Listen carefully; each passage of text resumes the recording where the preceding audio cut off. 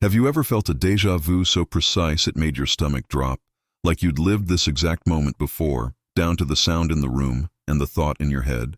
Have you noticed impossible synchronicities stacking back to back, numbers repeating, conversations echoing thoughts you never said out loud, answers arriving before you finished the question? Have you felt reality glitch, time stretching, compressing, skipping, like the world hesitated for half a second and then snapped back into place? If you have, listen carefully. You're not crazy. You're not broken. You're not overthinking. You're perceiving something most people never consciously register. And once perception crosses a certain threshold, it doesn't go back. For a long time, you probably tried to rationalize it. Stress, fatigue, imagination. Maybe you told yourself it was just your subconscious mind playing tricks on you. But deep down, you knew that explanation didn't fit. Because what you're experiencing doesn't feel random. It feels structured, patterned, almost responsive. Here's the part no one says out loud. People who experience this don't feel isolated because they're antisocial or detached. They feel alone because they're operating on a different frequency, a different vibration. When your quantum consciousness starts tuning into the underlying quantum field, everyday conversations begin to feel strangely shallow. Small talk loses gravity. You notice pauses in people's awareness. It's not arrogance. It's misalignment. And that isolation? It's one of the first signs of a real spiritual awakening grounded in physics, not fantasy. Mainstream science won't frame it this way, not publicly, but the data exists. In 1927, Werner Heisenberg destabilized reality with uncertainty. In 1935, Einstein argued against quantum entanglement, calling it spooky action at a distance. In 1964, John Bell mathematically proved that local reality couldn't be real. In the 1970s and 80s, observer effect experiments demonstrated something deeply unsettling. Particles behave differently when observed, not metaphorically, literally. Reality changes when consciousness is involved. That statement has been verified, replicated, published, and quietly avoided. One peer-reviewed paper, rejected 14 times, was flagged with the same reason over and over. Too metaphysical, not incorrect, not flawed, just uncomfortable. Because if consciousness participates in reality creation, then the universe isn't passive, and neither are you. Here's what makes this disturbing. If the observer collapses the wave function, if consciousness determines which potential becomes real, then your life right now is not accidental. It's a collapsed version of infinite possibilities, selected, filtered, and stabilized by patterns running beneath your awareness. And those glitches you've been noticing? They're not errors. They're seams. Moments where the simulation, yes, simulation in the scientific sense, fails to fully mask its own mechanics. Where your subconscious mind briefly aligns with the code underneath experience. That's why it feels intimate, personal, like it's happening to you, not people in general. You weren't supposed to notice it consciously. Most people don't. But once your frequency shifts, once your awareness starts resonating with the deeper structure of the quantum field, reality begins to respond differently. Time feels non-linear. Synchronicities intensify. Old belief systems collapse without warning. And your previous life can start falling apart for reasons that make no logical sense. That's not punishment. That's recalibration. And before your rational mind tries to shut this down, ask yourself something honestly. Why did this video find you now? Why did these words land with precision instead of confusion? If this were nonsense, your nervous system wouldn't be reacting. Your attention wouldn't be locked in. You wouldn't feel that quiet pressure behind your eyes, or that subtle recognition in your chest. Stay with me. This isn't for everyone. But if you're still here, it's because your consciousness already crossed a line.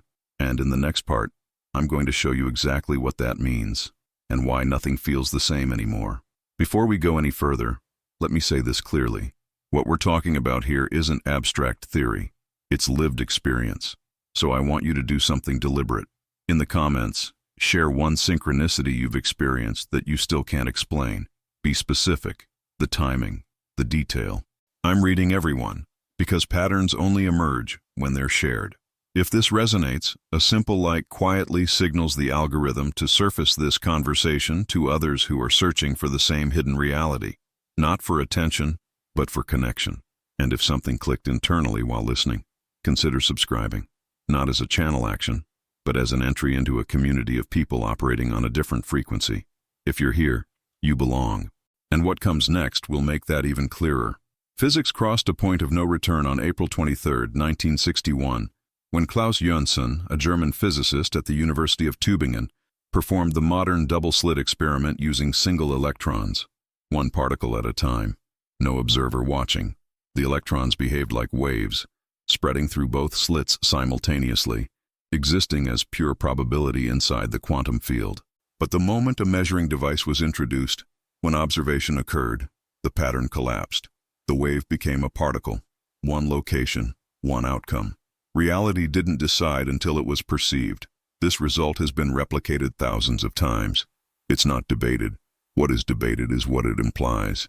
Because if observation collapses reality, then perception is not passive, it's causal. And that's where your experiences stop being coincidence. When you notice synchronicities lining up with your thoughts, or déjà vu so vivid it feels like a memory from another timeline, you may be sensing probability before collapse. Your subconscious mind is detecting shifts in frequency before conscious awareness catches up.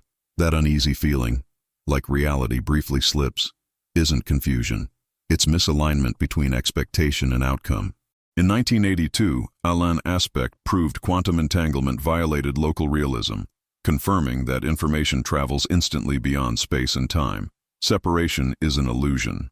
Nobel laureate Eugene Wigner later admitted that consciousness must be fundamental to quantum mechanics, not derived from matter. But this isn't emphasized in education, because it destabilizes control. If consciousness shapes energy, if vibration influences perception, then hidden reality responds to awareness itself. If you felt moments where reality changed when you noticed it, describe exactly what happened in the comments. Specifics matter. This is how awakened consciousness finds itself. And this is where everything starts to change. And this is where everything starts to change. In 1997, at the University of Vienna, physicist Anton Zeilinger conducted a delayed-choice quantum eraser experiment that forced science into a corner. The result was simple and disturbing. A particle's behavior could be altered after it had already been detected. Present observation rewrote past outcomes. Not symbolically, measurably. Reality adjusted retroactively based on perception. This shattered the assumption that time moves cleanly forward. If the observer effect can reach backward, then linear reality is an illusion stitched together by consciousness. That moment you felt déjà vu so strong it bordered on memory. It may not be confusion. It may be awareness brushing against parallel probability paths collapsing late. When synchronicities cluster, when life feels like it's echoing itself, your subconscious mind could be detecting entanglement across timelines. The quantum field doesn't respect separation. It responds to frequency, vibration, and attention. Nobel Prize winner Max Planck admitted near the end of his life that matter is derivative and consciousness is fundamental. Yet this isn't taught in school, because a population that understands reality creation can't be easily controlled. If you've felt exhaustion without cause, waking at precise hours, or a sense that your old life no longer fits, describe the exact moment it began in the comments. Details matter. This is how awakened consciousness recognizes itself. And it gets stranger from here. And this is where it turns unsettling. On March 26, 2002, physicist Dean Radin, working with researchers at the Institute of Noetic Sciences, published results showing that focused human attention measurably altered outcomes in a quantum random number generator. The device was shielded, automated, and statistically controlled. Yet intention shifted probability beyond chance. This challenged mainstream assumptions that consciousness is merely a byproduct of brain chemistry. If awareness can bias randomness, then perception isn't observing reality, it's participating in it. That reframes the moments you felt life split into versions. When one decision erased a future, you almost lived. When synchronicities stacked until coincidence collapsed, your subconscious mind may be sampling parallel outcomes before one locks in. That exhaustion you felt after loss wasn't weakness, it was recalibration. The quantum field doesn't respond to effort, it responds to frequency. When your vibration changes, structures built on the old frequency fail. Relationships end, careers dissolve, identity fractures. Not because you failed, but because reality couldn't stabilize the mismatch. Nobel Prize winner Sir Roger Penrose later admitted consciousness may be non-computable, fundamental to the universe itself. Yet this isn't taught in school, because a population that understands reality creation stops waiting for permission. If your life collapsed right after a perception shift, describe exactly what changed and when in the comments. Precision matters. Shared awareness strengthens the field. And this is where it gets even stranger. And this is where the full weight of what you've been sensing finally lands, not as an idea, but as a physical knowing. Everything we moved through was never meant to convince you, only to remind you. The experiments, the dates, the names, the observer effect, quietly pointing in the same direction again and again, not toward belief, but toward responsibility. Quantum consciousness was never an abstract concept hiding in textbooks. It was always describing how perception participates in reality creation, how the quantum field responds to attention, how vibration and frequency shape experience long before thought catches up. That unfamiliar feeling inside you right now, the subtle sense that something shifted permanently, is not discomfort. It's alignment. Your subconscious mind has already adjusted its reference point. The reason the world feels strange lately is not because something broke, but because your perception expanded beyond the old frame. Consciousness expansion doesn't feel like growth at first. It feels like disorientation, like the floor moved while you stayed still. Your body knows this before language does. The accelerated heartbeat, the heightened awareness, the quiet intensity in your chest aren't anxiety. They're energy reorganizing around a new frequency. Here's the part that unsettles people when they get this close. If consciousness collapses reality, then time is not fixed, separation is not fundamental, and death cannot mean what you were taught it means. You don't need answers yet. Just notice the reaction. Recognition always arrives before explanation.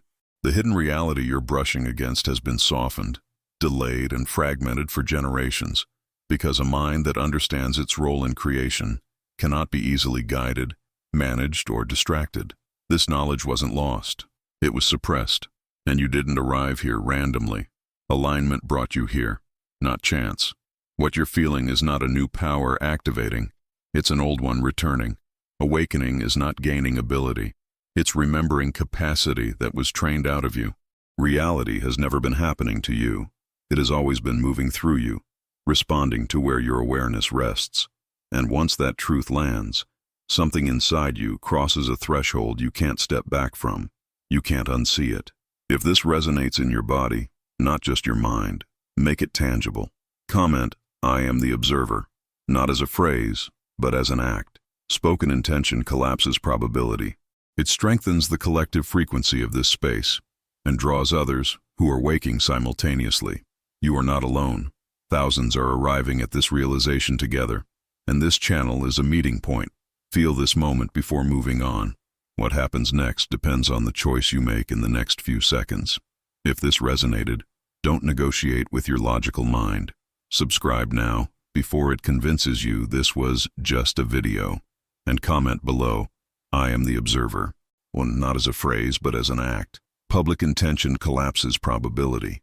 It anchors awareness and strengthens the shared field we're building here. Because the next video explains the one thing we haven't fully opened yet, why your life fell apart right before you found this. And once you see that, there's no going back. There's one piece we haven't fully opened yet. Everything you just saw explains how reality responds to consciousness. But it doesn't explain why your life had to fall apart first. That collapse wasn't chaos, it wasn't punishment, and it wasn't bad timing. The next video goes straight into that moment, why everything unraveled right before you found this information, why the breakdown came before the understanding, and why it could not have happened in any other order, why your life fell apart right before you found this. It wasn't random. That video completes what I started here.